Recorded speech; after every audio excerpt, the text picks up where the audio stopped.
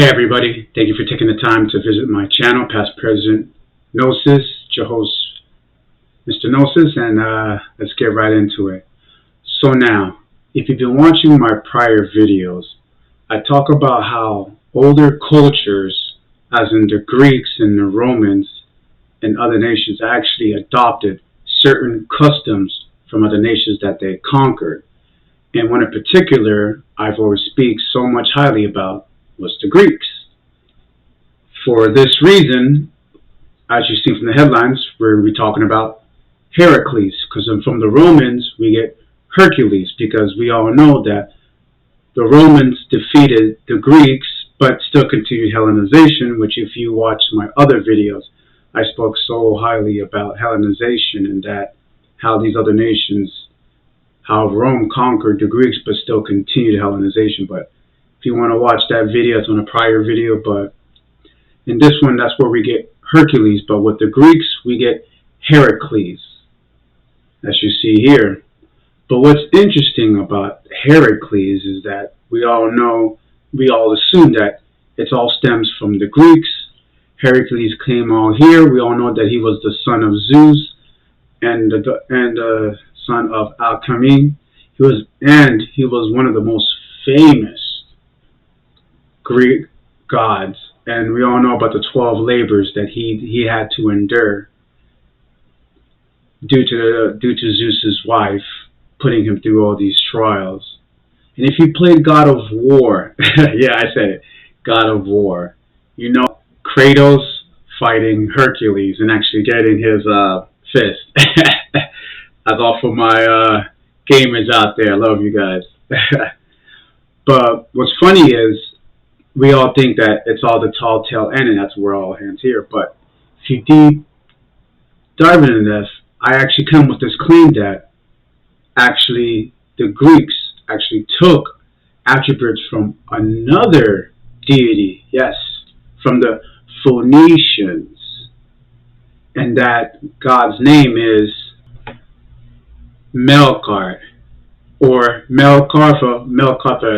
Now this might sound a little concerning because when you look it up, and Wikipedia, I have my love and hate relationship when it comes to Wikipedia, but if you look at Wikipedia, you can see that it was actually adopted from the Greeks, that the Phoenicians actually adopted it from the Greeks, which is wrong, ladies and gentlemen. And I will show you this.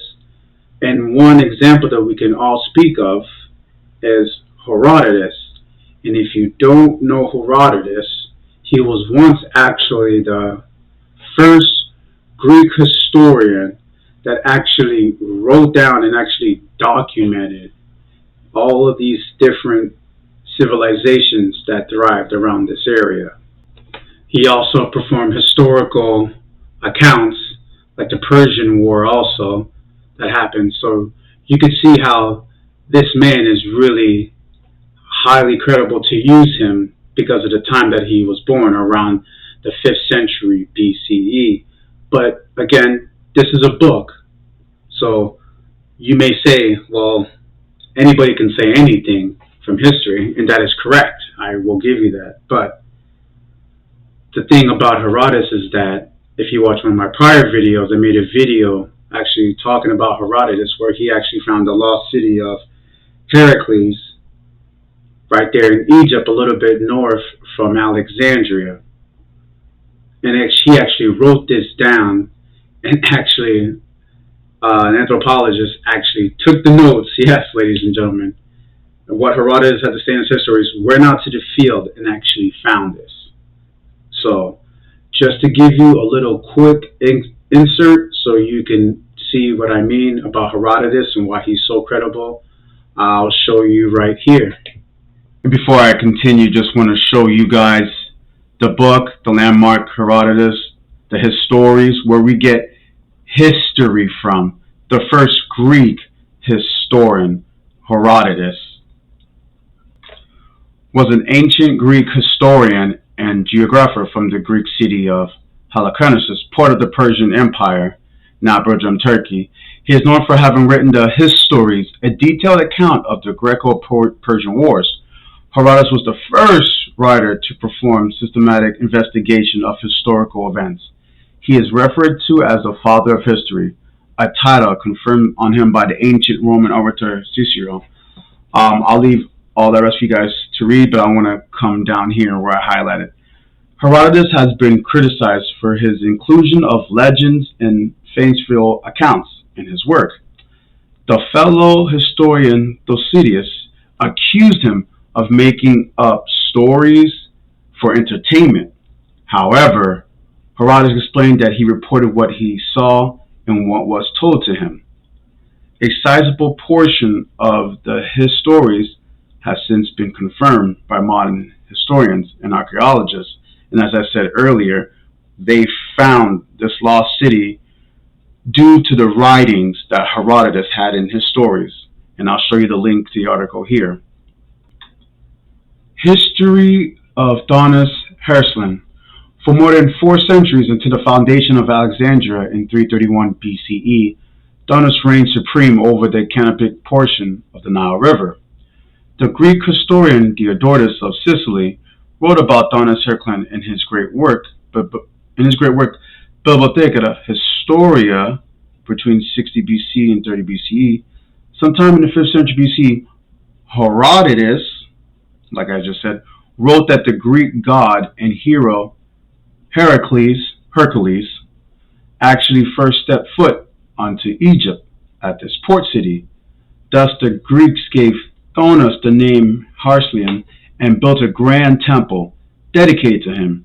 Herodotus also said Paris and Helen of Troy visited the port city. So here's the primitive Egyptian port Donus Hercules was lost at the bottom of the sea for 1,300 years. Like I just said, Herodotus wrote this in his book and histories. The Egyptian city of Donus Hercules was the main port of entry to the Mediterranean Sea. Between the 8th century BCE and the 4th century BCE, by the 8th century CE, what remained of the city sank into the sea and eventually became a distant memory, without any trace except for a few references in historical writings. The forgotten ruins rested undisturbed until the 21st century in 2000. The European Institute of Maritime Archaeology, led by renowned archaeologist Frank Goudia, finally discovered the city's treasure in the depths of the Obicure Bay. And this is where they found the lost city. As you can see, it's a little bit off from the city of Alexandria in Egypt. But yeah, as you see there, that's where they found it, and it was submerged in water, just like what Herodotus contested to in his book. So now, after showing you that and that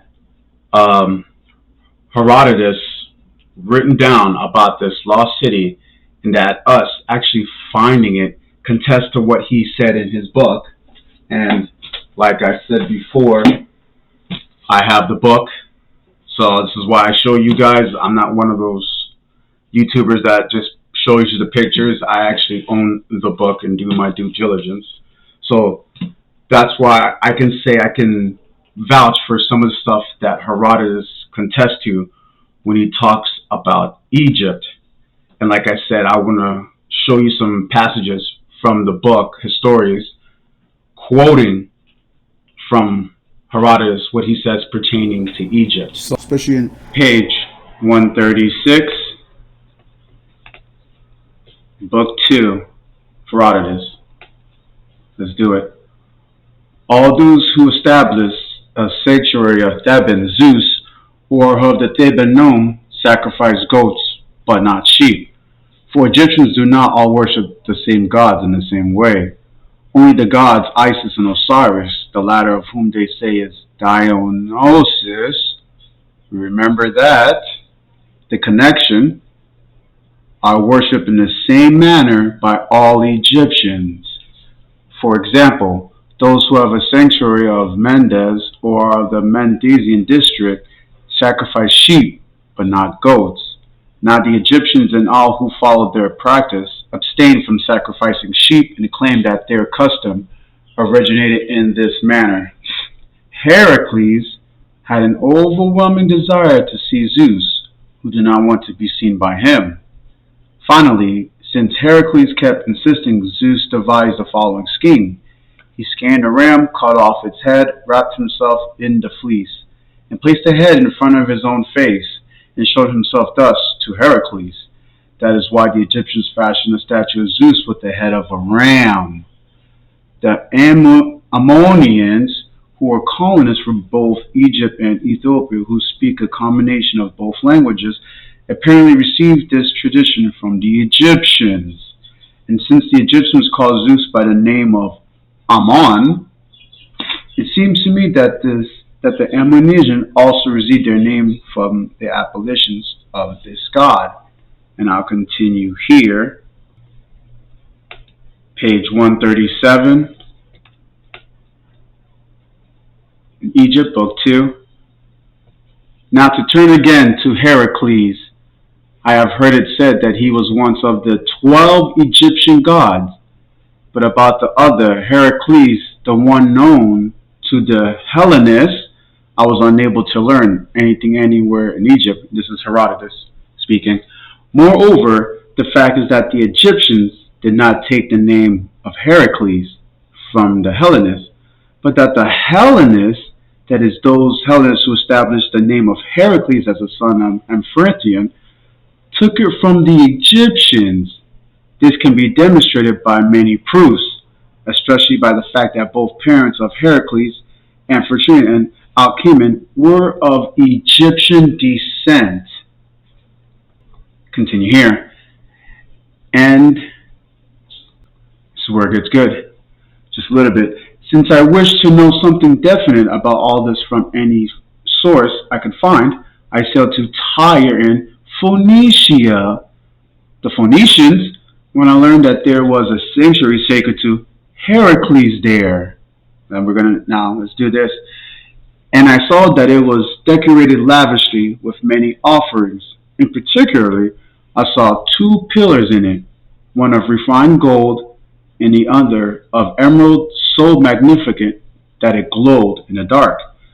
When I asked the priests of the god how long it had been since the sanctuary had been established, I discovered that they did not agree with the Hellenists. Remember, ancient Greek, I showed you guys earlier what Hellenist is the ancient Greeks.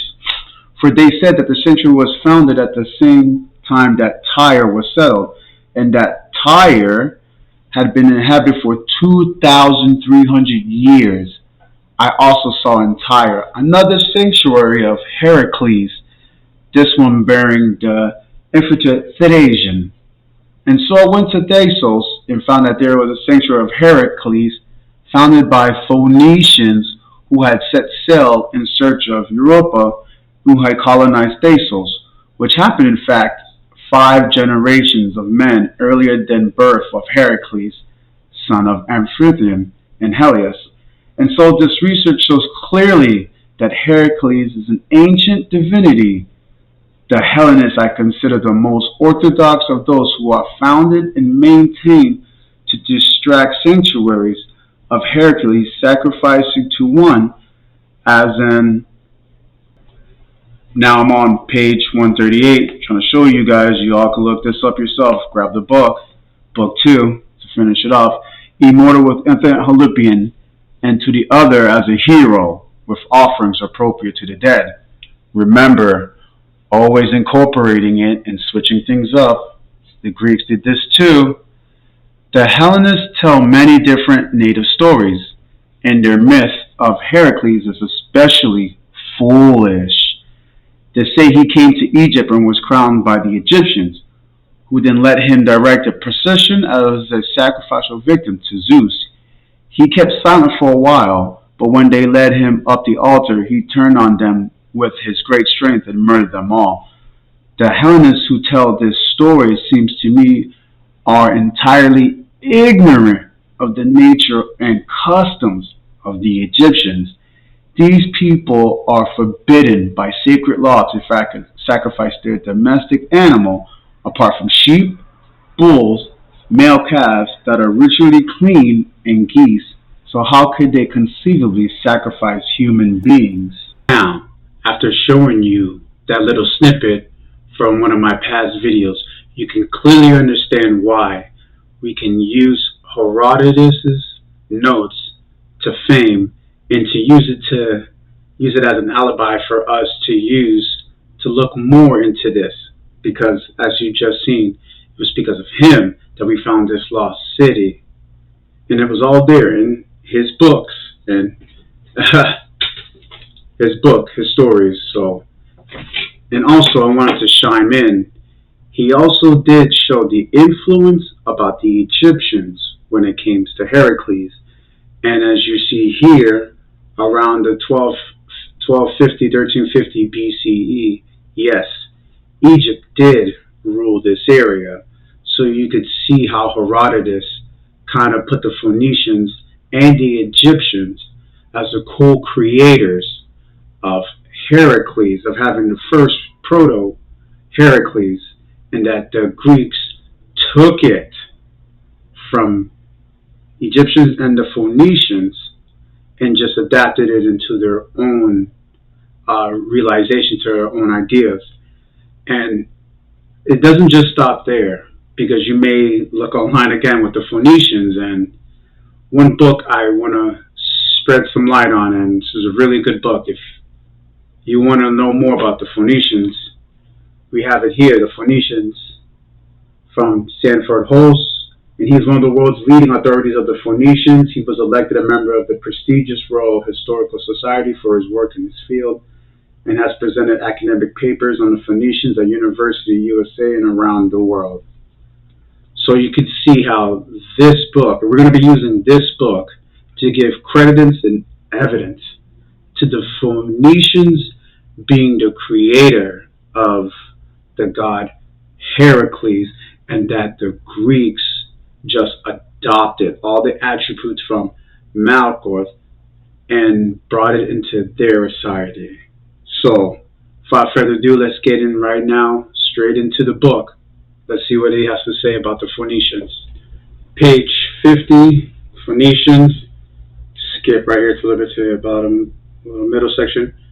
There is much evidence that with the leading Egyptians, and especially the Pharaoh, they were effusive in their praise and their admiration of the individual and the society as a whole. With the Egyptians, this approach proved so successful that the Phoenicians were treated more or less as cousins, and this is showing you all the connections that the Phoenicians had with the Egyptians, people who lived elsewhere but were part of the family. Not only were there cedars, other woods, and resins so clearly to the Egyptians' preservation of mummies, building of temples, and furnishing of places, but their blending and mannerisms made the presence of Phoenicians readily accepted in these highly sensitive areas. It's because the Egyptians bought cedar wood from the Phoenicians in Byblos area.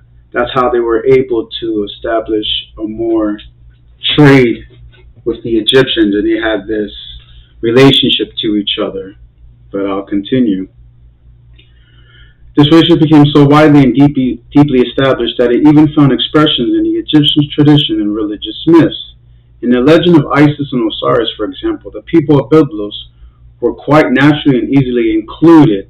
This reflected how well known and accepted the Phoenicians were in these intimate building blocks of Egyptian culture and beliefs. In a version of the story recorded by Plutarch, the noted Greek biographer, the god Osiris was king of Egypt, and with his wife Isis had an epic confrontation with his jealous brother Seth.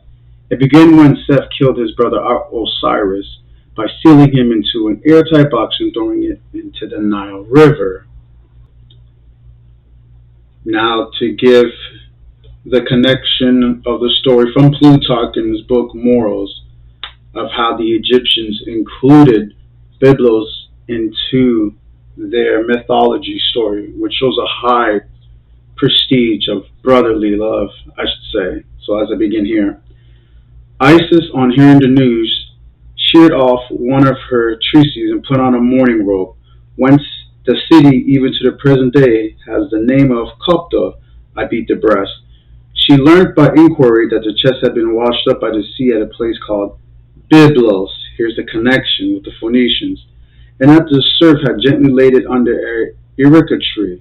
This Erica tree a most lovely plant growing up very large in a very short time, had enfolded, embraced, and concealed the coffin within itself. The king of the place, being astonished at the size of the plant, and having cut away the clump that concealed the coffin from sight, set the latter up as a pillar to support his roof.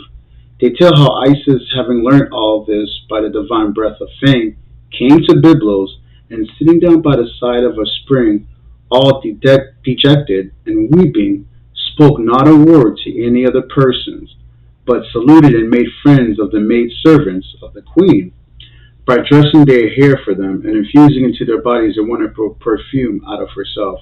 When a queen saw her maids again, she left there longing to see the stranger, whose hair and whose body breath of ambrosio perfume. And so she was sent for, and becoming intimate with the queen, was made nurse of her infant. The king's name, they say, was Melisende herself. Some call Astarte. Others use other neonymy, who was the same with the Greek Athenius. There goes to similarities again, ladies and gentlemen. They're saying that this Greek goddess Astarte is closely related to the Greek Athenius, so that's something to pay attention to. Isis is said to have suckled the child by putting instead of her nipple her finger into his mouth, and by night she singed away the mortal parts of his body. She turned herself into a swallow and flew around the pillar until the queen watched her, and cried out when she saw her child all on fire, and so took away the bow's immortality. Then the goddess, manifesting herself, asked for the pillar of the roof, and having removed it with the greatest ease, she cut away the erica that surrounded it. This plant she wrapped up in a linen cloth, pouring perfume over it, and gave it in charge of the king. And to this day, the people of Byblos venerate the wood, which is preserved in the temple of Isis. So, as you can all see there is close connection with the mythology when it comes to the Egyptians and the Phoenicians infusing this. As I said before, the Egyptians get their cedar block woods from Byblos that was inhabited by the Phoenicians. And another thing is it's actually attributed to the Egyptian god of writing, Tehuti Thoth, where we actually got the paper, the cedar wood. So the bark of the tree, we get the wood, and that's how we were able to having papyruses being established. So that is quite interesting to have that connection to Byblos, and it shows the merger of these two cultures together. But to continue on for more evidence, we'll see here, page 53, Natural Woman, Phoenicians. There's actually connection to the Canaanites will be really important for later on, so I just wanted to bring this out to you guys. If the Egyptians were their only neighbors and customers, that would be the whole story. Much closer to home, however, were the Canaanites, who inhabited Crete and many other nearby cities. To keep alive the reverence for other religions concept, the Phoenicians allowed and again encouraged Our Lady of Byblos to be called Asherah. That's the Canaanites, guys. Anat and Astarte, which were the various names of the leading Canaanite goddesses. So there goes another merger with another culture, but gets deeper. With their male god Baal, it was even easier, since the major deity of the Canaanites was called Baal, El, or Baal, with an adjective attached. The similarity of names made for a ready connection. Read that again. The similarity of names made for a ready connection. The cultural connection with the Canaanites around them were also easily accomplished, since both peoples had come from the same stock. Wow, people, that's powerful right here. Powerful statements. I want to say that one more time. Cultural connections with the Canaanites around them were also easily accomplished, since both people had come from the same stock. He's pretty much saying that these are Canaanites, that these are their brothers and sisters that probably some just kept on going north from Canaan. So this is really major, people.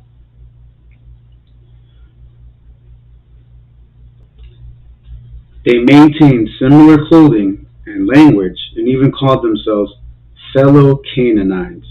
Implicit in all of this was the message, do not attack us, brother. Since many people seem to get tangled in arguments over who was a Canaanite, the earlier point is worth repeating here. Everywhere in Canaan was called Canaanite, just as everyone in Europe is called European. But there are different countries in Europe and they have different societies. In similar manner, there were several distinct societies in Canaan. Clearly, the Phoenicians were one such society, the Hebrews were another. The Phoenicians were not the same as the Hebrew Egyptians, Ugaritic people, or any of the other groups around them. Wow, so just to come back from that, give a little break from the books. And like I said, this is the leading man when it comes to Phoenicians. So he is clearly saying that the Phoenicians were a tribe of Canaanites that just went off to do their own thing, venerated to their own thing, and then establishing their own societies and cultures and rules and mysticism. So again, that's what the Phoenicians, and we're not done yet, people. I tell you, when I come with information, I come with information because it doesn't just stop there. So we have more to come. But you can see now the importance with these Phoenicians because they were the first seafaring people also that actually were on the sea first before any other civilization. So that's a big feat to have. But we'll continue here. So now, another place I want to talk about is Crete in the Aegean Sea. For this area is going to be the breeding grounds, one of the breeding grounds for all of this. For if you know about Crete, it's one of the major islands off the island of Greece, and where the Minoans, the Mycenaeans, were actually located. But what you won't find online, and then you'll have to find in books, is that the Mycenaeans that actually came here were Phoenicians also.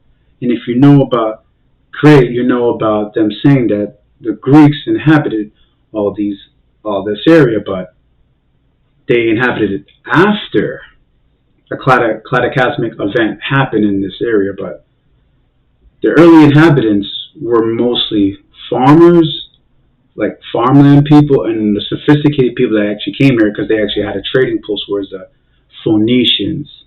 And I'm going to dive into it right here also. So right here, page 103, when they first stumbled across the island of Crete around 3000 BC, after early Egyptian trades sent them down this path of exploration and sea trade. Remember, they were trading with the Egyptians around 3000 BCE, up to 3000 BCE. That's major people. The Phoenicians had found the local people living a very simple existence. Many still lived as hunter-gatherers, while others had made the step to shepherd or subsistence farmer, raising what was needed for their own families and little more. Their homes were basically one-room huts, though many still lived in the open or in caves, as their ancestors had done for thousands of years. So you can clearly see that these are not too sophisticated people. These are just really regular shepherds, hunter-gatherers, so not too much in civilization going on around Crete. So the people of Crete, as well as on the mainland, on the other islands at this time, would later be called Pelasgians by the ancient Greeks. This term came to mean all the people who inhabited these lands before, listen now, before the first Greeks came down from the north around 2000 BC and settled in a land known today as Greece.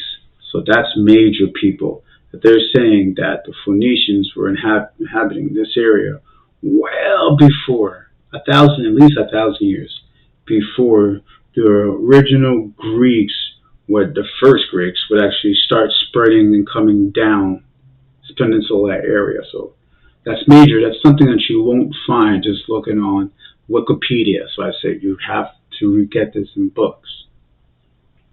But I'll continue. The Plesiogian people spoke their own language, little of which has survived, and had their own custom. It was these Pelasgian people that the Phoenicians first encountered on Crete in 3000 BC. So now you can see clear as day right here in the Phoenician book that the Phoenicians were the first ones to get there with sophistication, one of the first to get there with sophistication, trading, and with shipping into this area of Crete. So, because as I showed you, the only earlier people that were in this area were just shepherds and just hunter-gatherers, and that the Phoenicians were here 2000 BC, about 2000, 3000 BC, and that it wasn't until 1,000 years later that the original Greeks were to come and start flowing down here into this peninsula. So that is major, people, that you really won't find. So I want to stretch this out. But the next thing I wanted to talk about is the Minoan and Greece. And but before I continue, is I have to give this information to you, because if I don't give it to you like this, then you're going to be missing so many holes. But so if this is a little bit long, I have to give you the information. But to continue is, if you do the research when it comes to your Greek, you'll know about the Minoan and Greece, which had their spanning from the period of 1750 to 1050 BC, and this was the first of the sophisticated Greeks that were here and established it. But they won't tell you, once again, hidden from us, is that they were influenced by the Minoans that were here. And who were the Minoans? They were the Phoenicians, of course, that adapted this area and actually moved here from Tyre. And as I'll show you my evidence here, and we'll get into it right now.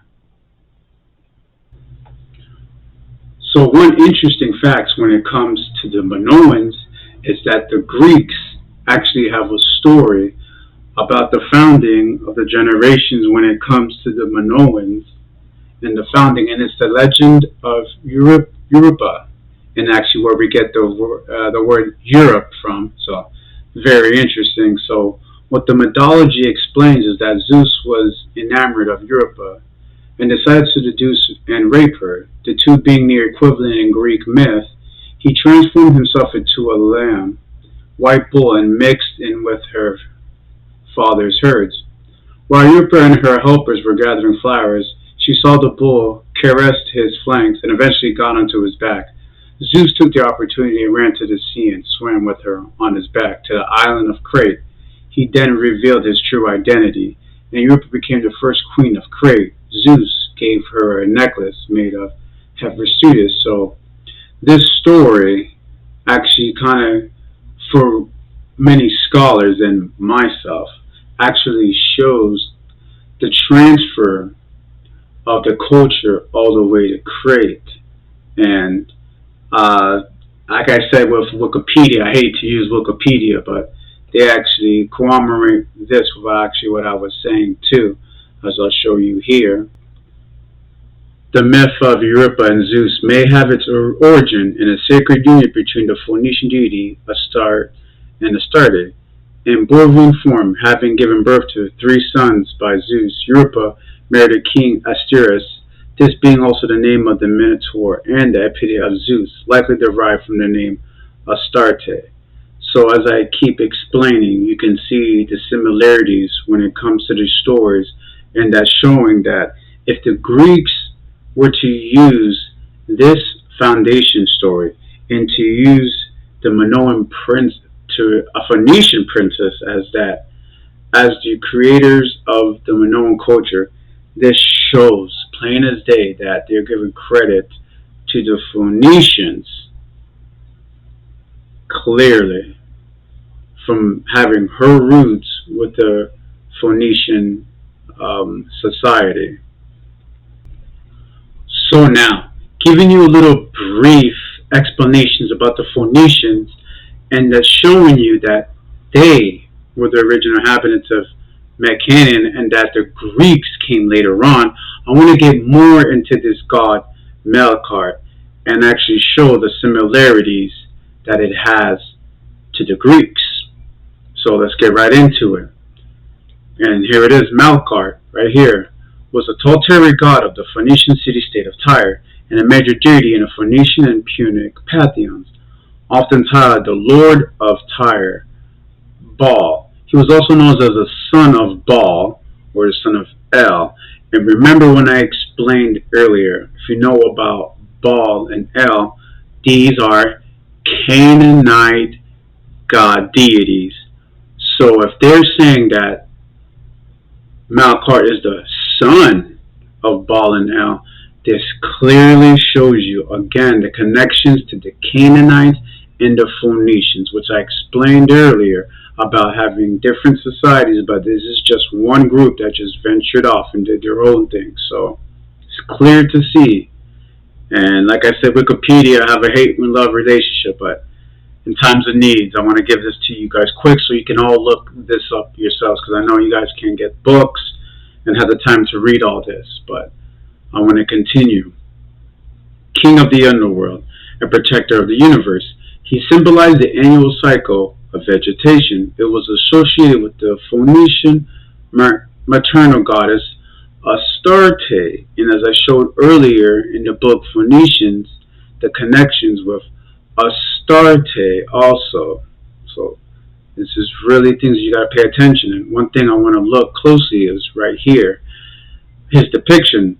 Melqart was typically depicted as a bearded figure, dressed only in a rounded hat and loinic cloth. Resembles somebody, reflecting his dual role as both protector of the world and ruler of the universe. This is important, ladies and gentlemen, this part right here. He was often shown holding an Egyptian ankh or lotus flower as a symbol of life, and then fenestration acts as a symbol of death.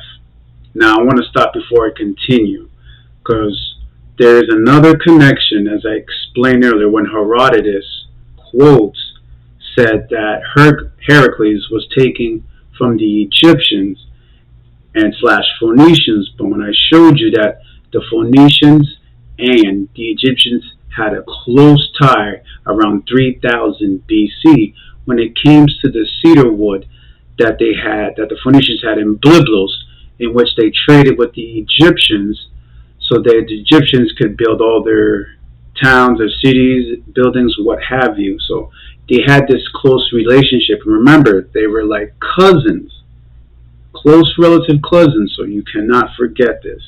And what's interesting is that I just came out with an article about the lotus flowers, about hallucinogens, because we all know about the lotus flower has high levels of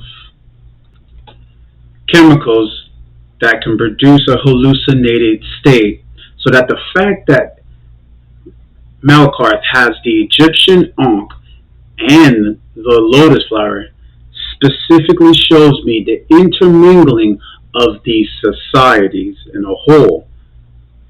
We're all borrowing and taking things from other cultures, their customs, but this shows you the respect, ladies and gentlemen, and that they held the Egyptians to high esteem.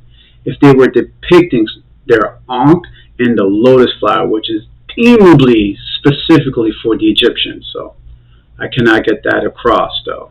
But as I will continue here, so I'm going to continue the article.